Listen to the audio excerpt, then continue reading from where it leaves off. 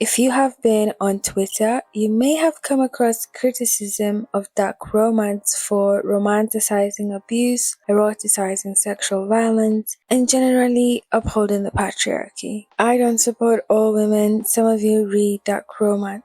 The criticism I saw that made me want to do this video stemmed from the growing popularity of Hunting Adeline by H.D. Carlton. The novel, marketed as a dark romance, is about Adeline who happens to fall in love with a man stalking her, and if that doesn't shock you, spoiler alert, he kills other men interested in her, and the first sexual encounter not only has gunplay but is non-consensual. The book's popularity has gotten to the point where there's a whole Instagram page dedicated to Zed, the male love interest / stalker. There's even a male biker who posed with a book and his caption was like, "Run little mouse," which is a quote from the book. A review I came across termed the book as pure garbage and dribble written by a sick woman who gets off on the concept of a girl being stalked, trafficked, repeatedly sexually abused, and getting Stockholm Syndrome. Interestingly, Hunting Adeline is not the only book written by a quote sick woman who gets off on concepts involving sexual violence, isolation, and power imbalance. Penelope Douglas, the Twisted Sisters, and Holly Black, to name a few, are authors who have become bestsellers writing dark-themed romances. It's not a recent thing either. Some romance novels in the 80s often featured an innocent virgin who would have her bodice ripped by a scoundrel of a love interest who then sexually ravish our pure virgin. Furthermore, themes of power imbalance are not unique to Western dark romance or heterosexual relationships. Stories from other cultures as well as stories featuring diverse sexualities like certain Japanese shoujo manga, Korean manhwa and web novels, Chinese web novels, as well as telenovelas have similarly explored these dynamics, further highlighting their universal appeal. This essay will explore why dark romance resonates with audiences, despite its depiction of problematic relationships, and how media literacy can help readers engage critically with the stories. The romance genre. To some fans and enjoyers, the romance novels would be defined as a fantasy that explores worlds where love conquers all and happy endings are guaranteed. They often center on emotional experiences, allowing readers to explore intense feeling and desires. Something noteworthy is romance is often viewed as a reflection of women's fantasy, as the genre is mainly made up of women authors and marketed towards women. According to a 2017 survey commissioned by Romance Writers of America, women made up 82% of the readership. While some women may fantasize about idealized relationships with perfect partners, others may engage with stories that present more complex or unconventional dynamics, allowing for different interpretations of love, power, and resolution. This is why we have different subcategories in the romance genre, including dark romance. The definition of dark romance depends on who you ask, but I'll go with this one. Dark romance is a subgenre of romance characterized by its exploration of morally gray characters, power imbalance, consent, taboo, and kink. Some tropes or themes you may come across in the dark romance genre is the dangerous man, who starts off bad, sometimes violent and abusive, but ultimately is transformed by the power of love. Some dark romance stories may even include more controversial concepts such as non-con and dabcon. Non-con, short for non-consensual, often serves as a euphemism for sexual assault or rape within fictional narratives. Some may argue that using the term may glorify or trivialize sexual violence. Others defend its use as a means of not trivializing the term rape. Dabcon, short for dubious consent, covers sexual encounters where consent is unclear, questionable, or obtained through coercion or manipulation. This can include scenarios involving intoxication, power imbalances, the use of pressure tactics, or an mech going into heat. The romance genre is not new to criticism. In the past, it was labeled as unserious fiction and was disapproved because of its escapist nature. According to William Giraldi, it helps women escape domesticity and their colorless lives, maybe from the oppressive disappointment in their spouses and their family lives. Author Melissa Pritchard was worried that the romance novel perpetuates something slightly dangerous, that there's this notion that there's this perfect love out there and it can distract you from the work of loving yourself. Some of the criticism has also been fair. In Janice Radway's Reading the Romance, published in 1984, she has a chapter titled The Ideal Romance, The Promise of Patriarchy. In this chapter, she analyzes how the romance novel her research group enjoyed conforms to the patriarchy by upholding traditional gender roles. At this moment, the biggest criticism aimed at the romance genre is how it's all smart and people are turning into porn addicts, while echoing the past criticism of how smarty books are not serious literature. Quote, I love how book talk is just women who are functionally illiterate posting about how much they like smart. Girly, you don't like to read, you have a pornography addiction. End quote. I'd like to believe that the romance genre has come far. Contemporary romance especially has been keen on challenging traditional gender roles and even addressing popular discourse. Icebreaker by Hannah Grace is a great example of clear consent. Nowadays, we even have diverse representations of sexualities, culture, race, and body sizes. However, according to popular discourse, erotic literature and especially dark romance seems to be taking women back. Dark themes being used in romance is not new. It has been there, but of late there has been a lot of disapproval of the genre. I will attribute the growing criticism of the dark romance genre specifically to the genre becoming mainstream on platforms such as TikTok and Instagram, as well as the spread of fourth wave feminism, which continues the conversation of reclaiming femininity, ensuring gender equality. Also, it challenges gender representation in popular culture and is characterized by the Me Too movement, which was meant to empower victims of sexual abuse and harassment and also brought back the conversation of consent. The Me Too movement was also instrumental in highlighting how sexual violence and power imbalance are intertwined. With this ongoing conversation, readers are able to criticize and question how women are portrayed in the media, including dark romance. This tweet says dark romance, and it's just women being abused and traumatized by men the whole book, just to forgive them in the end. But even with these discussions taking place, people still find dark romance to be compelling. Here are a couple of ideas as to why dark romance may be compelling.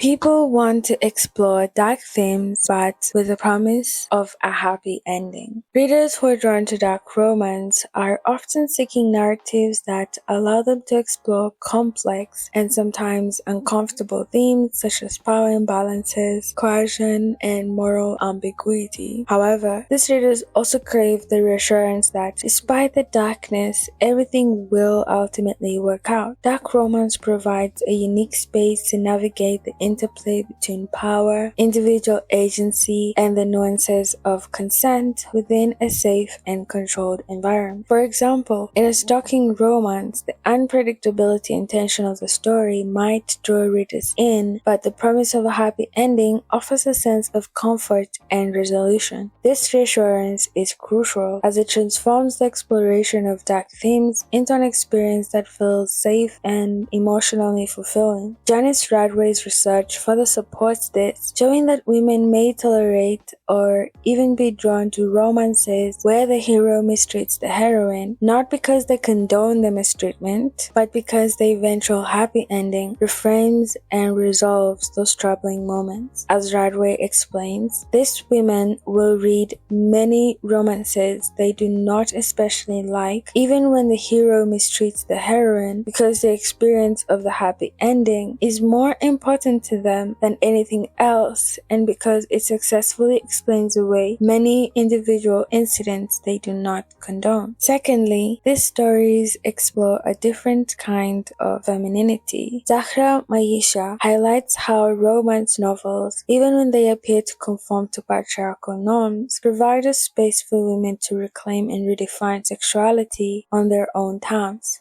She notes, while romance novels generally conform to the sexual scripts of patriarchal society, the novelists are able to reclaim and redefine the boundaries and definitions of sexuality and what power dynamics exist within the bedroom through a formulaic narrative of power within female agency and feminine romantic subjectivity. This means that even within narratives that feature power imbalances or themes like dubious consent, female authors are actively reshaping these dynamics. The heroines may encounter situations where they appear to lack control, but the emotional and narrative arcs are crafted to prioritize female pleasure, agency, and subjectivity. Compared to the way male-dominated media often objectifies women, dark romance novels can be seen as kinder to women, emphasizing their emotional and sexual experiences. As Williamson explains, through the hero's love-making,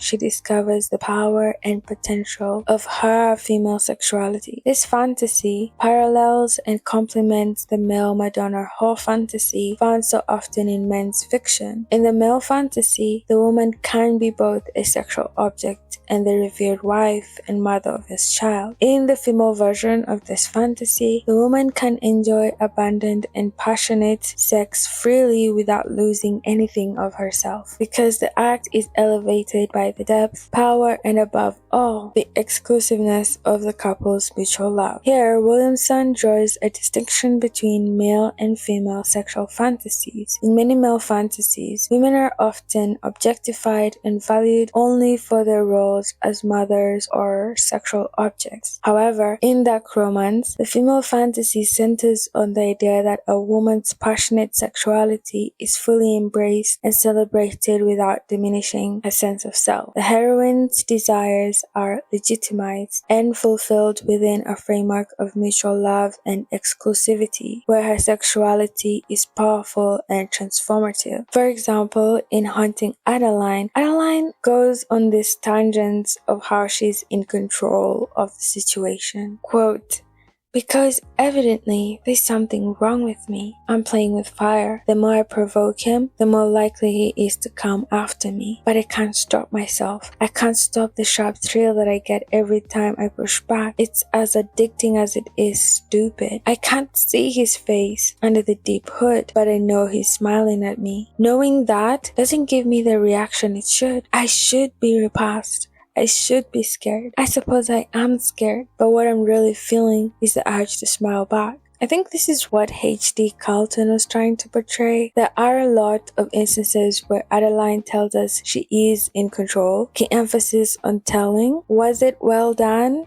I don't think so, but I could see the vision. Furthermore, the stories offer a chance to explore female submission. This surrender often happens within a controlled fictional space, providing a feeling of safety to explore the idea of vulnerability without real-life consequences. Sometimes, the heroine's vulnerability or surrender often becomes her strength, with the hero drawn to protect or cherish her, even if the relationship starts in a problematic way, illustrating that while the heroine may appear passive or in a vulnerable situation initially, she often exerts a quiet power over the love interest, eventually influencing him or even changing his values and subtly reshaping the balance of power in her favor. As Jane Ann Krantz puts it, with courage, intelligence, and gentleness, she brings the most dangerous creature on earth, the human male, to his knee. More than that, she forces him to acknowledge her power as a woman. In Haunting Adeline, Adeline says, "A predator is on the loose, but I'm the one bringing him to his knees." Thirdly, It's all for the romance. Dark romance does indeed romanticize abuse, since in some dark romance, some of the negative traits are never addressed, are too quickly dismissed, or the perpetrator never apologizes. But in some cases, he does reform. And to sound controversial, that's the point. Dark romance provides a fictional realm where readers can explore intense and often conflicting love stories in a way that feels thrilling yet ultimately safe. The genre draws readers in by blending and stretching elements of danger, obsession, and choking devotion. Dark romance heightens passionate love through the depiction of overpowering physical attraction and desires. The intensity of the connection between the characters often borders on obsession, making the romance feel more electrifying and raw. The dangerous and forbidden nature of the relationships amplifies the sense of passion, drawing readers into a fantasy of love that is all-consuming. For example, Adeline falls in love with her stalker, driven by lust and her attraction towards him. At other instances, Zayd and Adeline are so overcome with lust that they end up having sex in public areas like a movie theater and the House of Mirrors. The love portrayed in dark romance often embodies mania, an obsessive and possessive form of love. Characters may exhibit behaviors like stalking, isolation, jealousy, or extreme protectiveness, creating a narrative where love is portrayed as something both exhilarating and terrifying. For some readers, this manic intensity provides an emotional catharsis, allowing them to safely explore feelings of being utterly desired, even when it crosses into unhealthy or abusive territory. Quote, "Something inexplicably dark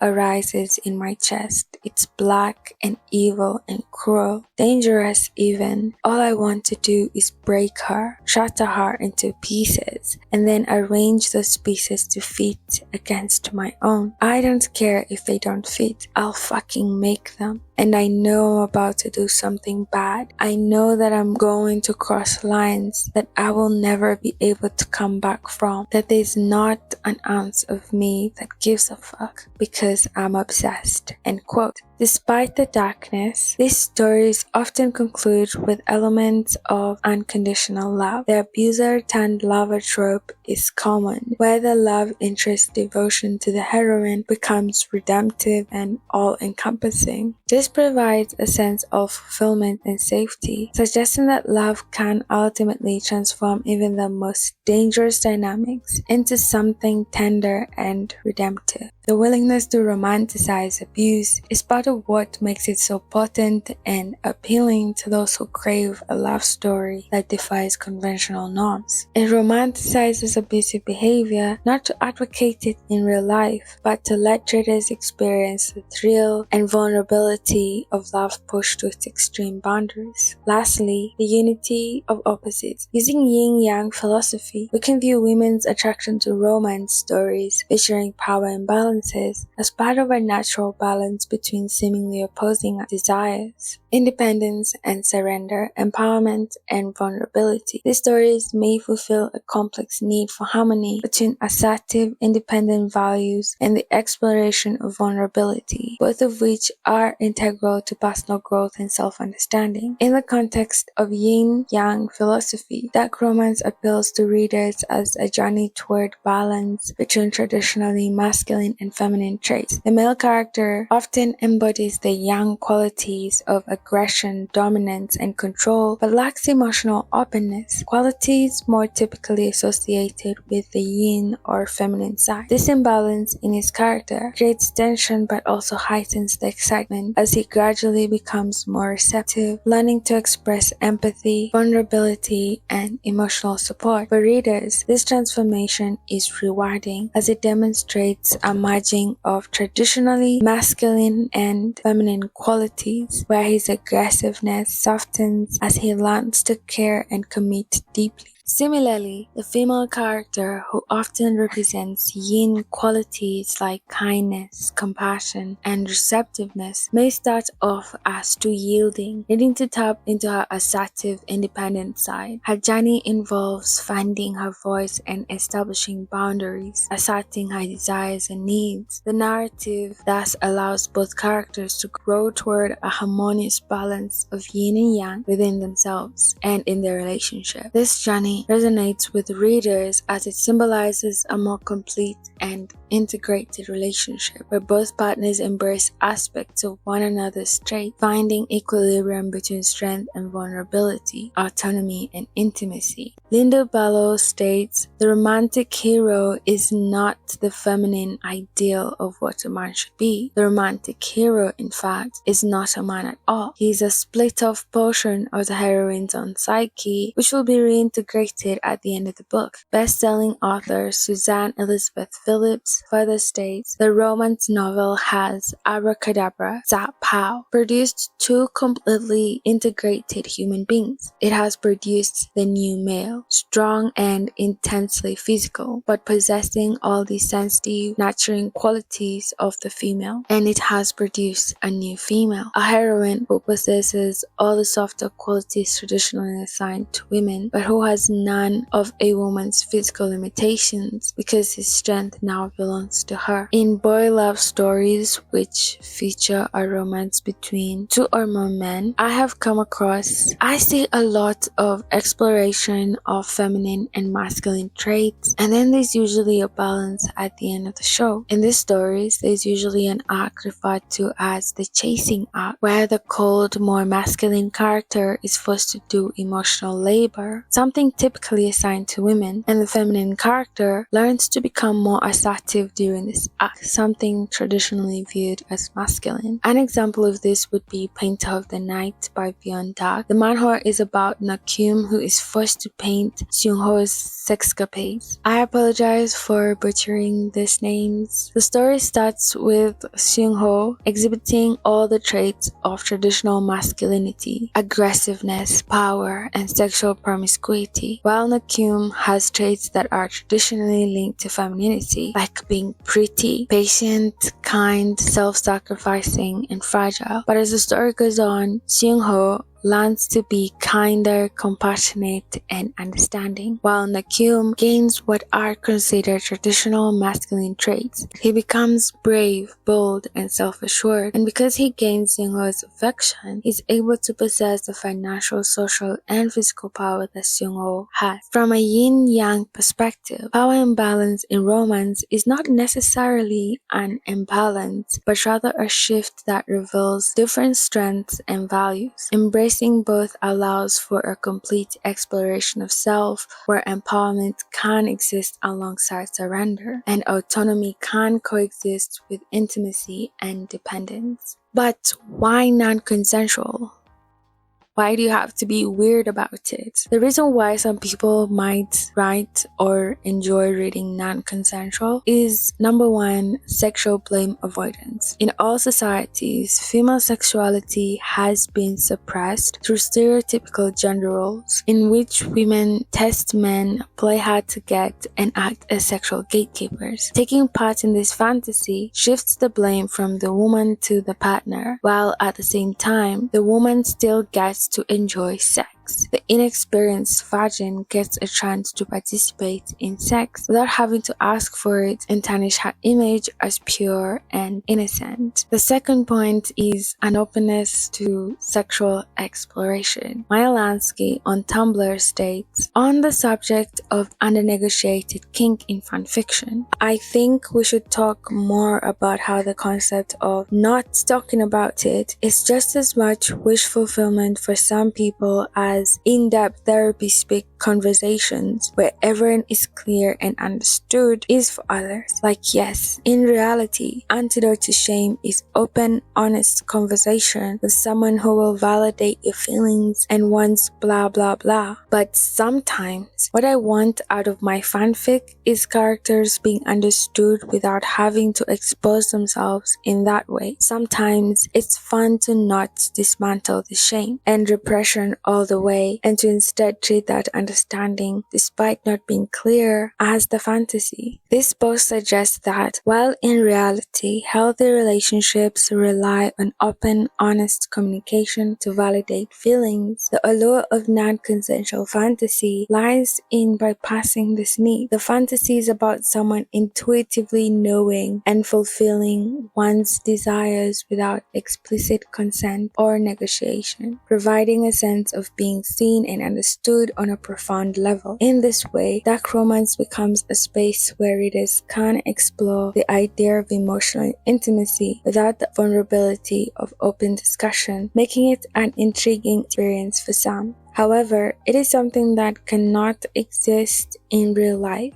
It becomes abuse. Kink in real life heavily relies on consent, communication, and aftercare, so the only way you can explore under-negotiated kink is in fiction. Part 2. Media literacy. Is it just fiction? Does life imitate art?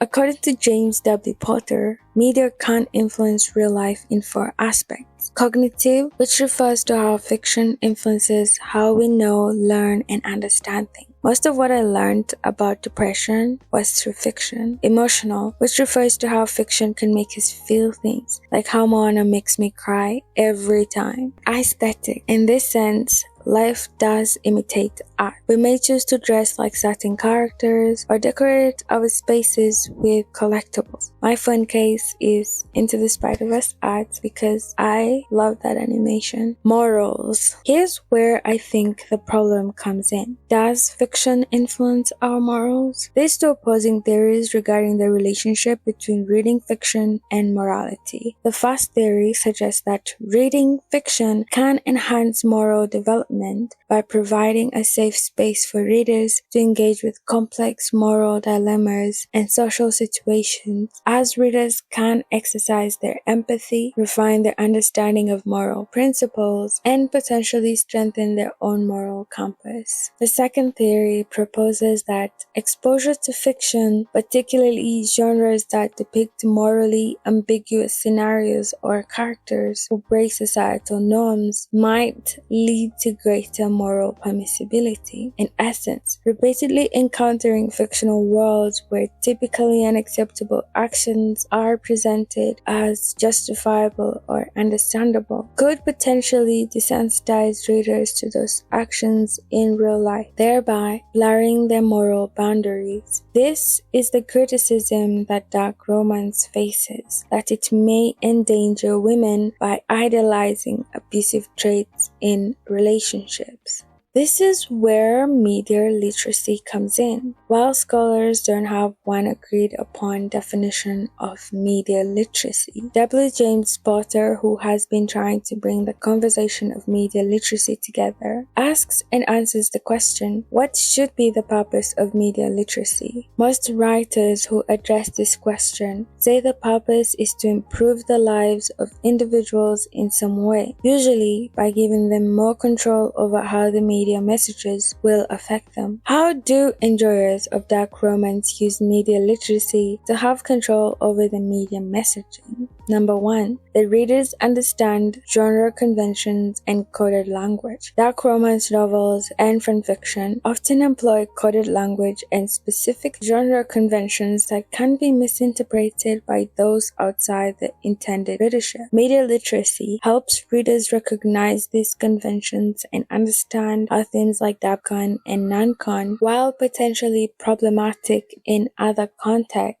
might function within the specific framework of a romance story, as it can help readers navigate potentially triggering content within the context of the genre. The term dark romance itself is a coded language. It means it's not conventional, it's problematic, it's toxic. It's kind of the way you pick up a romance novel and you know the characters are in love even before the characters figure it out themselves. But in dark romance, you know the relationship will be problematic or it will use problematic aspects in some way. Dark romance as a coded language also allows the reader to acknowledge the genre does not have an open door policy. By authors using tags, warnings, and author's notes, they demonstrate their awareness of consent issues and provides readers with the information they need to make informed choices about the content they engage with. This, according to Milena Popova in Sexual Consent, creates a praxis of consent where the values and knowledge found in real life are applied and developed in fiction. Secondly, readers recognize the difference between fantasy and reality. The readers of dark romance usually emphasize the importance of recognizing the distinction between fictional narratives and real-life relationships. You will catch some of them on their deathbed saying, "It's just fiction." Media literacy helps readers understand that the portrayal of abuse, dabcon and nancon in romance novels does not equate to an endorsement or normalization of such behaviors in reality. This distinction is crucial as confusing fantasy with reality can have harmful consequences, particularly when it comes to issues of consent and sexual violence. Innately, we can't tell the difference between fiction and reality. This is supported by the research done by Thompson et al. On the fictive past. I came across this paper while watching his video on fandom policing, purity culture, and the death of media literacy. Thompson et al. Had two groups of people watch a clip of a criminal being interviewed by the police. One group was told it was real while the other was told it was fiction. The group told the scene was fictional seemed to empathize more with the criminal than the other group. However, the research found this was not enough for the audience to excuse the criminal's misdeeds. A TikTok trend I came across was "Tell me what you enjoy in fiction but not in real life." When readers engage with this trend, they acknowledge they are able to separate fiction from reality. Even with readers being able to distinguish between fiction and reality, romance seems to be held at a higher standard compared to other genres and is sometimes viewed as a model for real-life relationships. I'm worried that this is because its readership is mainly women. Truly, the critique mostly cited of dark romance is that it's dangerous for women as they may internalize abuse as romantic. Is this benevolent sexism, where women are seen as naive, easily manipulated, and unable to protect themselves while consuming fiction? I'd also say this is victim blaming, which happens when victims are sometimes wrongfully portrayed as passive individuals who seek out and submit to the violence they endure. Blaming the victim maintains beliefs of personal responsibility and controllability over social outcomes. By suggesting that women reading dark romance will likely become victims of abuse, it puts personal responsibility on the victim and assumes anyone can have control over the abuser. Secondly, dunking on women who read dark romance becomes easier than talking about why men are violent towards women, because this argument ignores how men's use of violence against women is associated with a complex interplay of factors at the individual, relationship, community, and greater society levels. This is according to Fuller et al. In their study, "Why do some men use violence against women and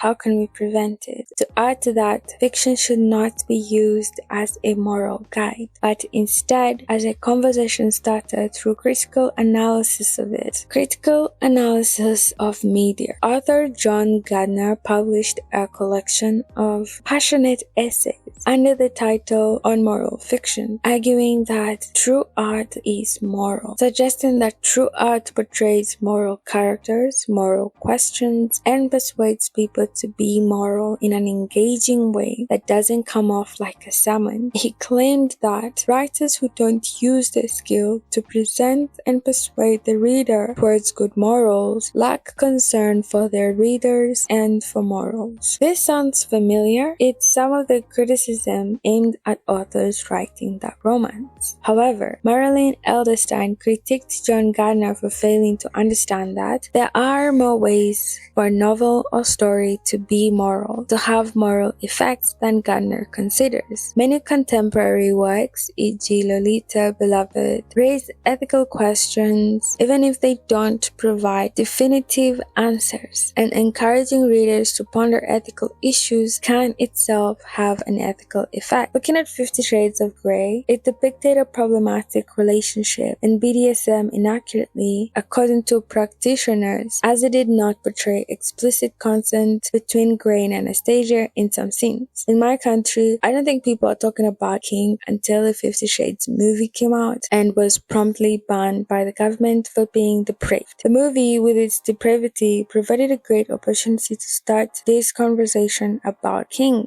It helped put a label to such sexual inclinations and helped it become better understood. This is why I think it's great when dark romance readers are willing to further discuss the themes in the story. Critical analysis, which means to actively evaluate a piece of media, is a form of media literacy. It helps you identify your biases, some knowledge gaps, and you learn something new. Critical analysis happens when readers can constantly reflect, debate, and refine ideas. Having discussions about media is the best way to go about it, but there are challenges with having discussions because some people are just mean and dissent in name calling. This tweet made me laugh. Maybe I'm not sick enough, but dark romance rubs me wrong. Others are determined they read for fun and it's not that deep. Quote, I'm here to escape and immerse myself into a fantasy world, not drag problems from my reality into them. End quote. Or you get a snippy response. Quote, joke's on you, I'm into that. End quote. This was a response to someone pointing out how there is sexual violence in Haunting Adeline, and some who are open to discussion may not be open to have it with dark romance haters, as often the first argument would have to be, is dark romance bad for the reader? And generally, I didn't see an end to this argument. I did find in some dark romance reader spaces discussions on some of the criticism lobbied against the genre. The AO3 subreddit often has more in-depth discussions on the implications of writing and reading taboo and problematic content, as they're often explored in fanfiction. Knowledge gaps. Critical analysis of media is good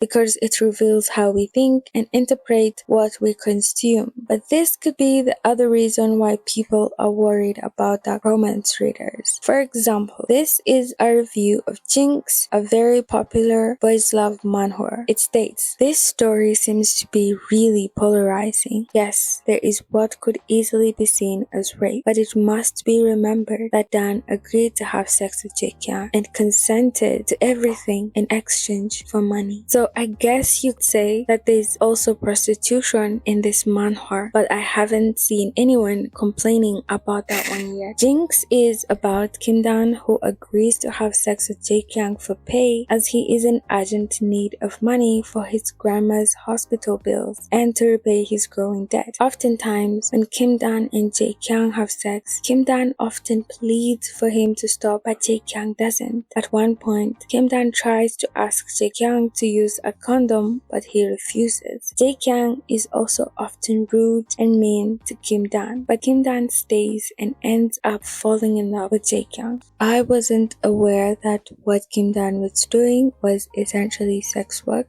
until this review. It didn't even occur to me, but now I see it so well. Him and Julia Roberts in Pretty Woman, same profession. As for the conclusion this review comes to, it's not new to the fandom. I came across a Reddit post asking fans of the manhwa if they view Jaekyung as a rapist, and most of them didn't see it as so, because 1. Kim Dan had an agreement with Jaekyung, sex in exchange for money, and 2. Kim Dan could have left anytime he wanted to, but he didn't. He only left at the end of season 1. This kind of analysis makes me curious because how these reviewers view consent in this manhwa. Is it how they view consent in real life?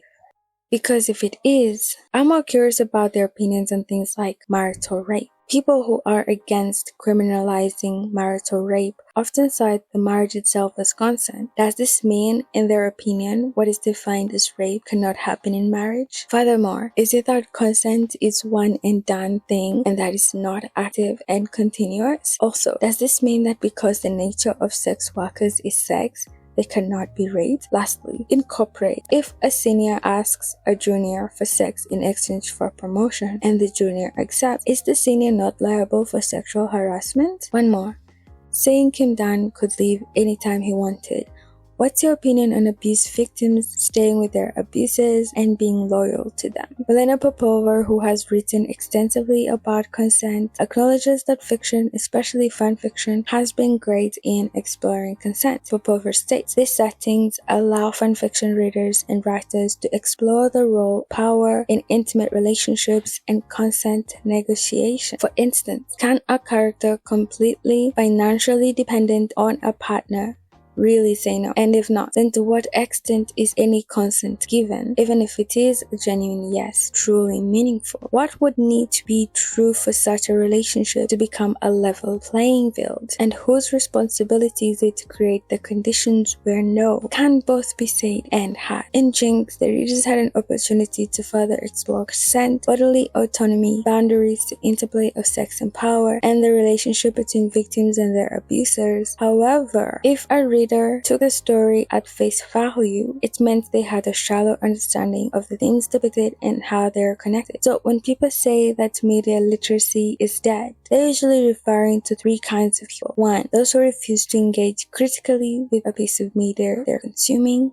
The books are not political kind. Two, those who are content with a surface level analysis. Kim Dan consented, it's okay. And thirdly, those who think that liking media with problematic themes or characters makes you a bad person. The dark romance readers are sick type. What these groups fail to acknowledge is that you can enjoy a piece of media and still be critical of it, and that liking fiction with problematic themes or characters doesn't necessarily mean you support that type of behavior.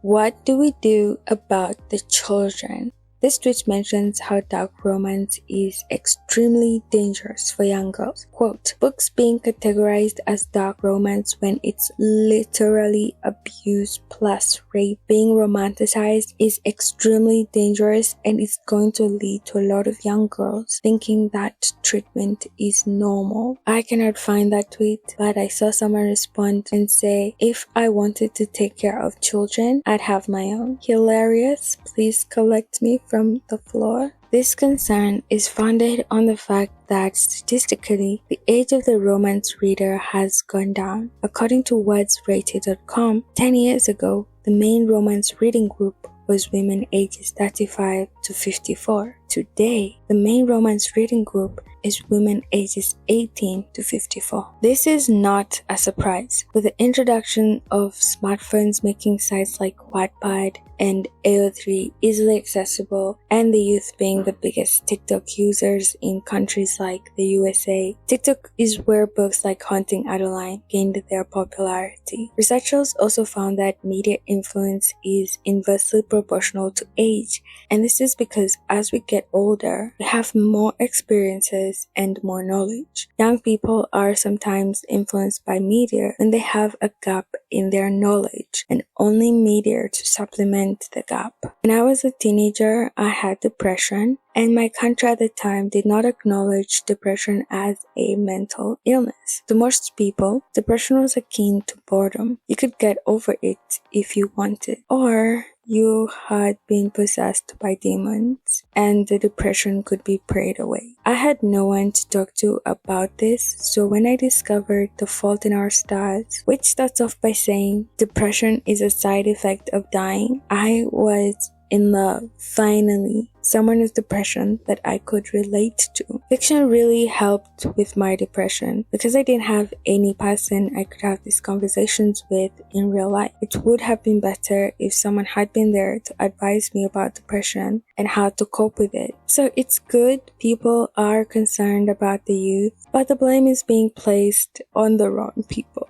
Firstly, I think it's unfair to want to limit the enjoyment of adults in an adult space, which is what dark romance is and should be. Secondly, this argument doesn't ask why children are consuming age-inappropriate content, and is it even necessary to do anything? My generation grew up reading Wattpad, which had poorly written bully romances, mafia romances, sometimes with kidnappings, and romances with toxic relationships, such as After by Anna Todd. And now, some of them are on Twitter and TikTok making fun of smart book talk and dark romance readers. If you don't want to take this risk, censorship of adult content is not the answer. Parents and guardians should ensure that children are engaging with age-appropriate content, and especially and most importantly, having discussions about sex and relationships so young adults don't view media as a moral guide. FD Signifier, in his video Connecting the Manosphere, talks about how young boys going to YouTube to search for how to talk to girls may end up consuming manosphere content and becoming anti-feminist, misogynist, homophobic, or transphobic. This reminded me of that video with young boys who were fans of incel influencer Sneeko saying some vile, disgusting things. It made me wonder if this kid's online time was being monitored, and most importantly, if these kids had an opportunity to have an open discussion about these issues with a responsible adult, if it could lessen the probability of them becoming hateful. FD Signifier also mentions mentoring the youth as a possible solution, just being a good example. Talking about these things in real life is not something just for the children, but adults as well, as it helps shape society to where we want it to go. As seen from the Jinx reviews,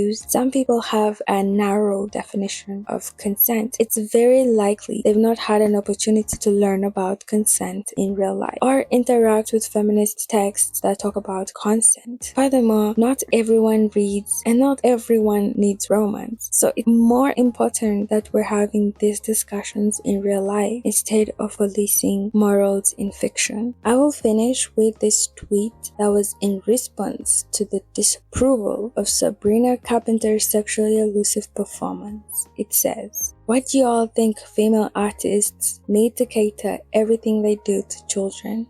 In conclusion, even without dark romance romanticizing problematic relationships, society is determined to preserve the patriarchy and its traditional gender roles. Often I come across podcast bros discussing how a woman should behave, religion encouraging the submission of women, governments restricting women's rights, and the workplace treating women as second class. In the end, dark romance persists not because it advocates harmful real-world behaviors, but because it taps into complex emotions and fantasies. Through media literacy and ongoing discussions, readers can continue to engage critically with the stories while still enjoying them.